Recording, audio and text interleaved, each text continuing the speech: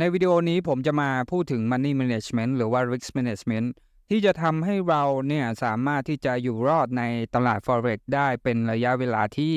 นานขึ้นและป้องกันการล้างพอร์ตที่อาจจะเกิดขึ้นได้หลายๆท่านหรือว่าหลายๆคนเพื่อนๆเองก็คงเคยที่จะล้างพอร์ตมาก่อนซึ่งบางคนก็อาจจะมองว่ามันเป็นเรื่องปกติที่จะล้างพอร์ตเพราะว่าการล้างพอร์ตนั้นมันเป็นความเสี่ยงที่อาจจะเกิดขึ้นได้แต่เราก็สามารถที่จะป้องกันตรงนี้ได้เช่นเดียวกันเดี๋ยวเรามาเริ่มเรียนรู้กันเลยนะครับตัวของ Risk Management คืออะไร Risk Management เนี่ยก็คือเป็นการเทรดที่ต้องเน้นที่ระยะยาวแล้วก็มีการใช้สถิติที่จะสามารถทำให้เราได้เปรียบแล้วก็ต้องรู้จักควบคุมความเสี่ยงซึ่งพูดก็เหมือนที่จะง่ายนะครับแต่ตัวของ Risk Management เองหลายๆท่านก็ไม่สามารถที่จะทำได้เพราะอะไรเพราะว่าคนส่วนใหญ่คิดว่าการทำกำไรจากการเทรดนั้นมันเห็นผลที่ระยะสั้นไม่ใช่เป็นเรื่องของระยะยาวซึ่งจริงๆแล้วการเทรดของเราเป็นการสะสมความมั่งคั่งนะครับไม่ใช่สะสมกำไรเพราะฉะนั้นเราต้องเข้าใจ2คำนี้ให้ดีก่อนแยกออกจากกันให้ได้ว่ากำไรกับความมั่งคั่งต่างกันอย่างไรอย่างถ้าเกิดว่าคุณเห็นนักเทรดที่ไม่ประสบความสำเร็จส่วนมากมักจะตั้งคำถามว่าวันนี้เราได้กำไรเท่าไหร่แต่ถ้าเกิดว่าเป็นนักเทรดที่ประสบความสำเร็จส่วนมากเขาจะคุยกันถึงในเรื่องของพอร์ตว่าตอนนี้พอร์ตการลงทุนของคุณมีมูลค่าเท่าไหร่แล้วก็สามารถที่จะเพิ่มมูลค่าของพอร์ตเพิ่มขึ้นไปให้ได้เรื่อยๆนะครับนั่นก็คือเขาเน้นที่เงินทุนเป็นหลักนั่นเองเขาไม่ได้เน้นที่กำไรเป็นหลักเพราะฉะนั้นถ้าเกิดว่าเราเทรดเราก็ต้องเปลี่ยน mindset ว่าทำยังไงให้รักษาเงินทุนให้ได้มากที่สุดเท่าที่จะทำได้และทำให้เงินทุนตรงนี้เติบโตขึ้นไปเรื่อยๆถึงจะดีกว่านั่นเองตัวของดาวที่เกิดขึ้นก็จะเป็นเรื่องปกติตอนที่เราเทรดนะครับส่วนมากการล้างพอร์ตก็จะเกิดจากตอนที่เกิดตัวของดาวเกิดขึ้นนั่นเองดาวทุกคนต้องเจอกันอยู่แล้วนะในการเทรดมันจะมีช่วงหนึ่งที่มีกำไรขึ้นไปเสร็จปุ๊บเนี่ยมันก็จะมีช่วงที่กำไรลดลงแล้วก็กำไรขึ้นไปกำไรลดลงเหมือนกับตัวของกราฟนั่นเองไม่มีทางที่ตัวของราคาหรือว่ากำไรมันจะเป็นในส่วนของกราฟขาขึ้นตลอดเวลาซึ่งถ้าเกิดว่าเป็นส่วนของกราฟขาขึ้นตลอดเวลาแสดงว่าคุณไม่ยอมปล่อยให้เทรดที่เสียเกิดขึ้นเลยเมื่อมาถึงจุดหนึ่งเนี่ยเทรดที่เสียที่คุณสะสมไว้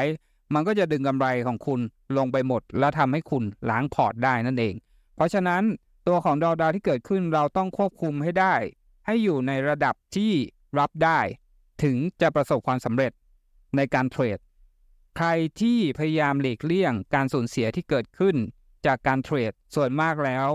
สุดท้ายจะเกิดการล้างพอร์ตเกิดขึ้นหรือว่าสูญเสียถึงลบ 100% แต่ถ้าเกิดว่าใครควบคุมความเสี่ยงตอนที่ราคาไม่เป็นไปตามที่คิดได้โอกาสที่พอร์ตจะเติบโตไปเรื่อยๆมันก็จะมีสูงขึ้นค่อนข้างที่จะเยอะพอสมควรพูดง่ายๆก็คือการทำกำไรมันมีทั้งขาขึ้นและขาลงแต่เราต้องอยู่รอดตอนที่มันเกิดในส่วนของขาลงให้ได้เพื่อที่ทำให้พอร์ตของเราเนี่ยเติบโตและสูงขึ้นไปในอนาคตนั่นเองอันนี้ก็จะเป็นในส่วนของตารางที่บอกเราว่าอย่าเสี่ยงเทรดเกิน 2% ทำไมต้องใช้คำว่า 2% เป็นหลักหลายๆทฤษฎีหรือว่าหลายๆท่านนักลงทุนที่ประสบความสำเร็จส่วนมากก็บอกว่าถ้าเกิดว่าคุณเทรดเกิน 2% พอร์ตของคุณก็อาจจะย่ำแย่ลงไปได้นะครับซึ่งตรงนี้ประเด็นหลักๆก็คือในเรื่องของจิตวิทยาที่เกิดขึ้นนั่นเองถ้าเกิดว่าคุณเทรดเสี่ยงเกิน 2% ในการเทรดของแต่ละครั้งเนี่ยโอกาสที่คุณจะตัดสินใจผิดพลาดหรือว่าอารมณ์เข้ามาครอบงำก็ค่อนข้างที่จะเยอะพอสมควรจากหลักจิตวิทยาเนี่ยเงิน 2% มันก็จะเป็นจำนวนเงินที่ค่อนข้างที่จะน้อยและทำให้เราสามารถที่จะยืนหยัดในการเทรดต่อไปได้ส่วนมากแล้วเทรดเดอร์จะเลิกเทรดภายใน3เดือนตั้งแต่เขาเริ่มต้น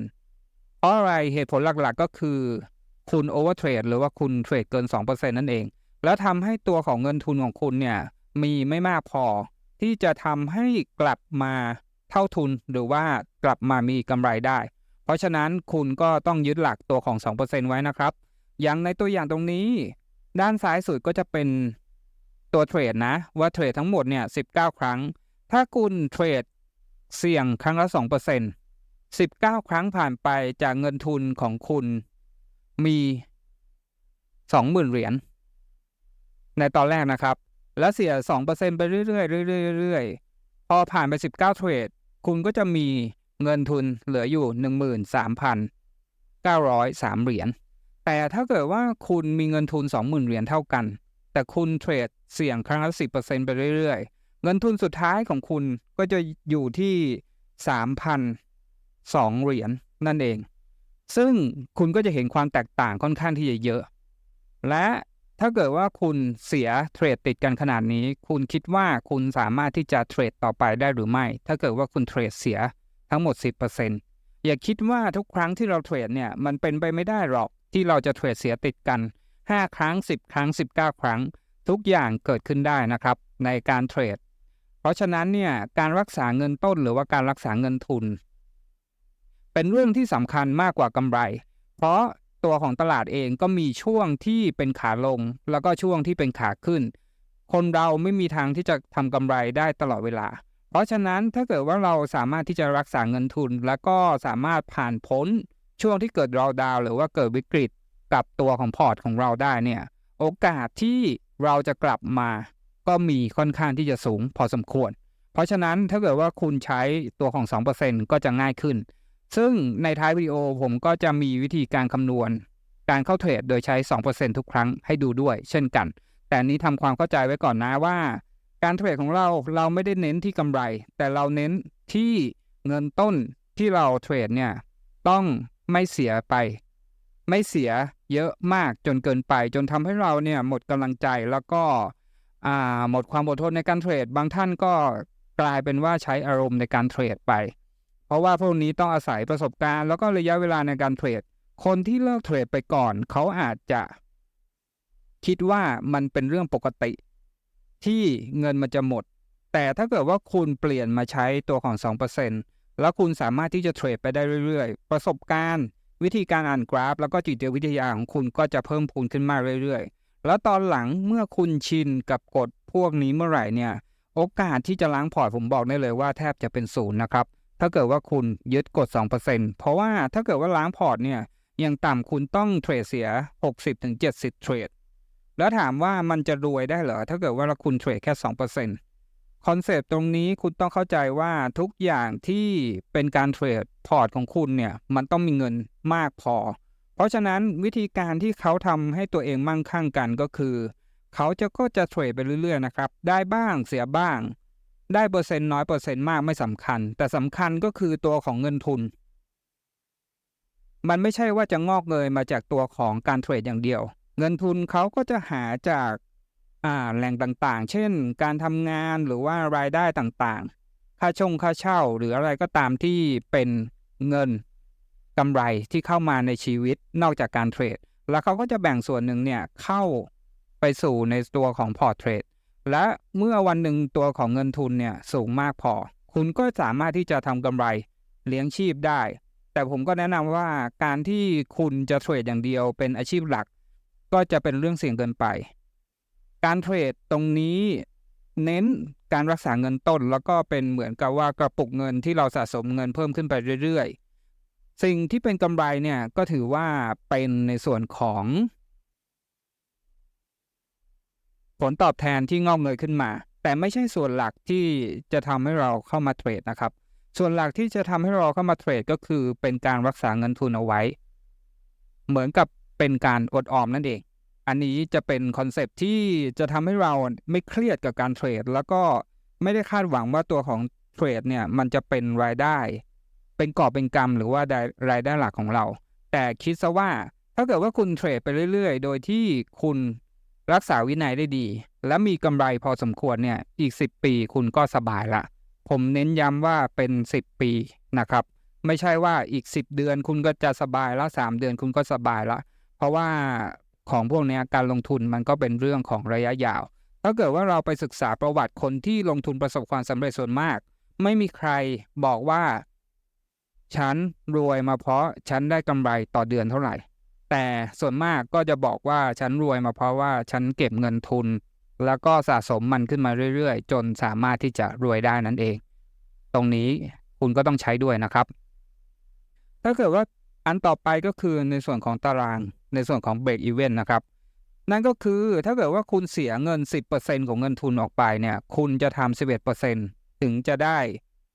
เท่าเดิมหรือว่าได้เงินทุนกลับมาเป็น 100% คุณก็จะเห็นได้ว่าถ้าเกิดว่าคุณเสียเงินทุนไปทั้งหมด 90% โอกาสที่คุณจะกลับมาคุณต้องทำกำไรให้ได้ 900% ซึ่งเป็นเรื่องที่ยากมากๆนะครับเพราะฉะนั้นเนี่ยส่วนมากแล้วการขาดทุนของเราก็จะอยู่ประมาณ 30%การที่จะทำกำไรกลับมาก็อยู่ที่ 43% นั่นเองเพราะฉะนั้นการที่คุณทุ่มเสี่ยงในการเทรดแล้วคุณหวังว่าคุณจะได้กำไรกลับคืนมาเป็นกอบเป็นกำก็เป็นเรื่องที่เป็นไปได้ค่อนข้างที่จะยากอย่างที่เห็นในกราฟเลยนะครับถ้าเกิดว่าคุณเสียไปทั้งหมด 30% แล้ว 90% แล้วเนี่ยคุณต้องใช้เงิน 10% ที่คุณเหลือต้องทำกำไรจาก 10% ที่คุณเหลือให้ได้ 900% ถึงจะกลับมาได้ซึ่งเพื่อนๆคิดว่ามันเป็นเรื่องง่ายหรือว่าเป็นเรื่องยากลองคอมเมนต์กันมานะครับสรุปก็คือการสูญเสียเงินทุนยิ่งมากโอกาสที่จะกลับมาเท่าทุนด้วยเงินทุนที่เหลืออยู่ก็จะยากขึ้นไปเรื่อยๆเพราะฉะนั้นเราก็ต้องพยายามทำให้ตัวของdrawdownหรือว่าอัตราการขาดทุนของเราไม่เกินตัวของ 30% ก็ยังสามารถที่จะกลับมาได้แต่ถ้าเกิดว่าคุณใช้ความเสี่ยงที่สูงขึ้นโอกาสที่drawdownมันจะเกิดขึ้นอยู่แล้วและถ้าเกิดว่าคุณเสียสัก 70-80% โอกาสที่พอร์ตของคุณจะกลับมาเท่าทุนเป็นเรื่องที่ค่อนข้างที่จะยากมากเลยทีเดียวและเมื่อถึงในเวลานั้นเนี่ยคุณไม่สามารถที่จะพลาดในการเทรดได้เลยคุณก็จะเสียเงินค่อนข้างที่จะง่ายมากนะครับอันนี้ก็จะเป็น risk to reward ratio risk to reward ratio อย่างที่เขาใช้กันก็จะมีในส่วนของ1:2แล้วก็1:3อย่างในตัวอย่างก็จะเป็น risk to reward ratio ที่ใช้ ratio ที่1:3คุณก็จะเห็นได้ว่าทุกครั้งที่คุณเสีย 1,000 คุณจะได้กลับมา 3,000 ถึงแม้ว่าคุณจะวินแค่ 50% นะครับในตัวอย่างนี้นะคุณก็สามารถที่จะมีกำไรได้ 10,000 เหรียญตัวนี้ก็จะสอนให้เรารู้ว่าตัวของอัตราวินและ loss ในการเทรดหรือว่าในการเก็งกำไรเนี่ยเป็นส่วนที่มีความสำคัญน้อยกว่าสถิติหรือว่าตัวของ risk to reward ถ้าเกิดว่าคุณควบคุมตัวของ risk to reward และทำให้ win rate มากกว่า 50% ได้ไม่ว่าคุณจะใช้1:2หรือว่า1:3โอกาสที่คุณจะอยู่รอดในระยะยาวก็มีค่อนข้างที่จะสูงถ้า1:2ก็คือคุณได้กำไร1เทรดนะชนะคุณก็สามารถเสียได้ทั้งหมด2เทรดนั่นเองเพราะฉะนั้นโอกาสที่เราจะสามารถที่จะยืนหยัดในระยะยาวและรักษาต้นทุนไว้ได้ก็ค่อนข้างที่จะสูงพอสมควรนั่นเองการตั้ง RR ส่วนมากก็อยู่ในสไตล์การเทรดนะครับ Scalper ก็อาจจะตั้ง 0.7:1 ซึ่งตรง Scalper เนี่ยคือการเทรดระยะสั้นทำกำไรระยะสั้นอัตราวินเรทต้องสูงกว่า 80% เทรดระยะยาวก็จะเป็น 10:1 การตั้ง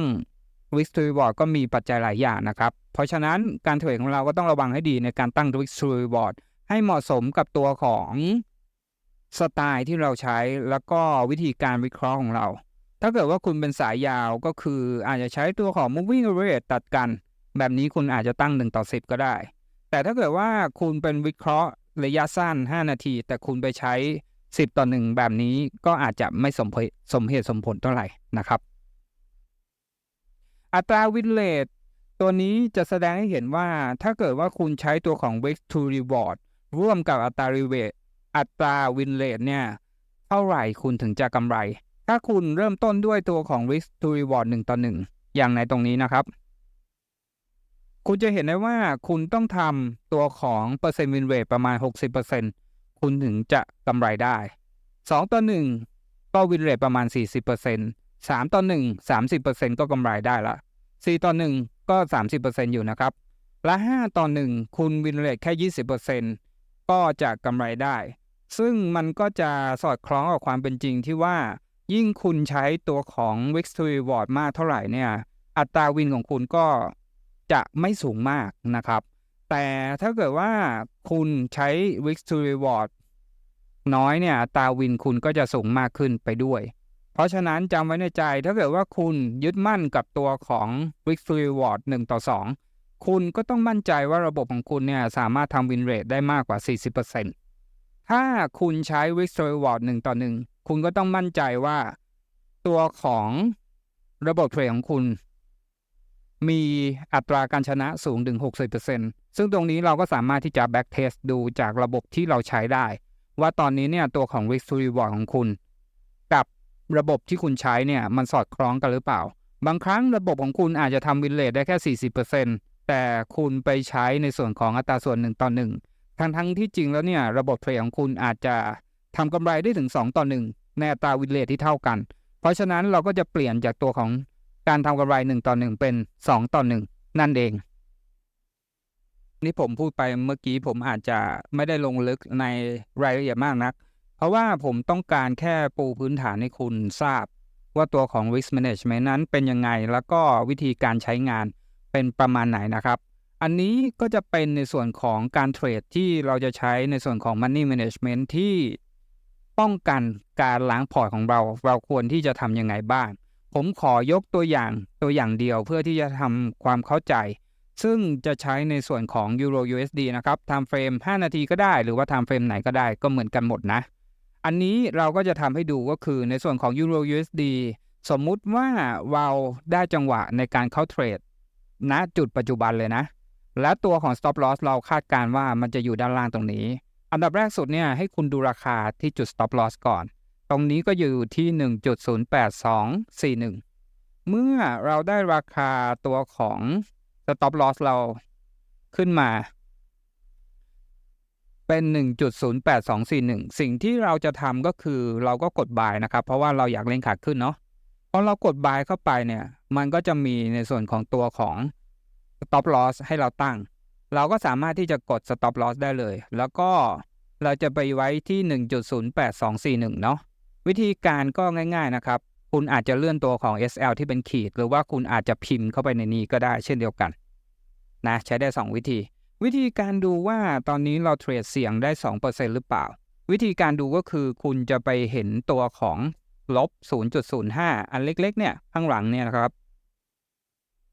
ตรงนี้ก็คือเปอร์เซ็นต์ที่เราเสียจากพอร์ตที่เรามีตอนนี้พอร์ตเรามี 1,000 เหรียญเพราะฉะนั้นเราจะเพิ่มจำนวนล็อตขึ้นไปนะครับล็อตทางด้านขวานะครับเมื่อคุณเพิ่มจำนวนล็อตขึ้นไปคุณจะเห็นว่าตัวของเปอร์เซ็นต์ตรงนี้เปลี่ยนไปเมื่อไหร่ก็ตามที่ได้ลบ 2% ก็คือเป็นจำนวนที่เหมาะสมเราก็สามารถที่จะเข้า buy ได้เลยในส่วนของ Take Profit ก็เช่นเดียวกันสมมุติว่าเราใช้ตัวของ Risk to Reward 1:2วิธีการง่ายๆของเราก็คือเราจะเลื่อน Take Profit ขึ้นไปเรื่อยๆจนกว่าตัวของราคาเนี่ยมันจะบวกสัก 4% เมื่อเกิดแบบนี้เกิดขึ้นเนี่ยคุณก็สามารถที่จะกดยืนยันคำสั่ง buy เข้าไปได้เลยเมื่อเรายืนยันคำสั่ง buy แบบนี้เสร็จเรียบร้อยถ้าเกิดว่าเราชน stop loss สิ่งที่เราจะเสียก็คือในส่วนของ 2% แล้วเราก็จะได้เทรดทั้งหมด 4% นั่นเองเป็นวิธีที่ค่อนข้างที่จะง่ายเมื่อก่อนตอนที่ผมสอนนักเรียนก็จะใช้ในส่วนของ MetaTrader แล้วก็ต้องลง Indicator เพิ่มเติมในการที่เราจะมานั่งคำนวณ lot size ว่าให้เสีย 2% อยู่ตรงไหนแต่ตอนนี้หลายๆโบรกเกอร์โดยเฉพาะ Exness ก็จะมีในส่วนของวิธีการ buy และ sell และตั้ง stop loss โดยที่เราเปลี่ยนตัวของ lot size เนี่ยเราก็สามารถที่จะทำให้ตัวของราคาที่เราเข้านะครับเมื่อโดน SL ปุ๊บก็จะเสียแค่ 2% แล้วเมื่อโดน TP ก็จะเสียแค่ 4% โดยที่สังเกตตัวเลขด้านหลังของตัวของ Take Profit กับ Stop Loss แค่นั้นเองด้านขวาตรงนี้นะเนี่ยอันนี้ 4% อันนี้ก็ลบ 2% แบบนี้ก็จะทำให้เราเทรดค่อนข้างที่จะง่ายได้ขึ้นถ้าเกิดว่าใครอยากจะลองเล่นตัวของ Exness Terminal ก็ลองเปิดบัญชีทดลองดูได้เลยนะครับลิงก์อยู่ในรายละเอียดวิดีโอนี้แล้วก็ในคอมเมนต์ด้วยหวังว่าวิดีโอนี้คงเป็นประโยชน์และพบกันวิดีโอหน้าสวัสดีครับ